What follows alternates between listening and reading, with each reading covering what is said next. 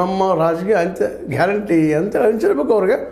ಅದಕ್ಕೆ ಅವರು ಇದ್ದಂಥವ್ರೀಗ ನಿಮ್ಮ ಮೇಲೆ ನಾವು ಮಾನಹಾನಿ ಮೊಕದ್ದಮೆ ಯಾಕೆ ಕೊಡಬಾರ್ದು, 1 ಕೋಟಿಗಿಂತ ಹೆಚ್ಚಿಗೆ, 1 ರೂಪಾಯಿ ಹಾಕಿರಿ 1 ಕೋಟಿ ಹಾಕಿರಿ, ಯಾಕೆ ಹಾಕಬಾರ್ದಪ್ಪ ನಿಮ್ಮ ಮೇಲೆ? ನಾವು ನಮ್ಮನ್ನು ನಿರಂತರ ಕಳ್ಳರು ಸುಳ್ಳು ಮತ್ತೇನೋ ಮಾತಾಡ್ತಾಯಿದ್ದೀರಿ ಅಪ್ಪ ಮಕ್ಕಳ ಮೇಲೆ, ನಾವು ಯಾಕೆ ನಿಮ್ಮ ಮೇಲೆ ಹಾಕಬಾರ್ದು ಕ್ರಿಮಿನಲ್ ಕೇಸ್ ಅಂತೇಳಿ ನೋಟಿಸ್ ಕೊಟ್ಟಿದ್ದಾರೆ ಅಂತ ಸುದ್ದಿಗಳು ಬರ್ತಾಯಿದ್ದವು.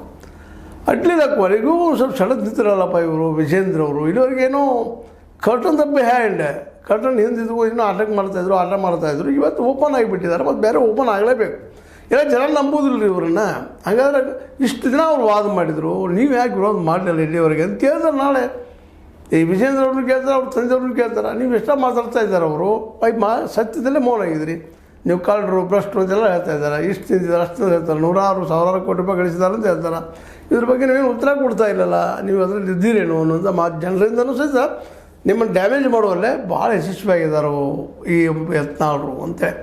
ಇದೆಲ್ಲ ಕೇಳಿಸ್ಕೊಂಡು ಇವತ್ತು ಅನಿವಾರ್ಯವಾಗಿ, ಯಾಕಂದ್ರೆ ಇಲ್ಲ ಅಂದರೆ ರಾಜಕೀಯ ಅಸ್ತಿತ್ವ ಹೋಗುವಂಥ ಪರಿಸ್ಥಿತಿ ಇವತ್ತು ಬಂದು ನಿಂತದೆ.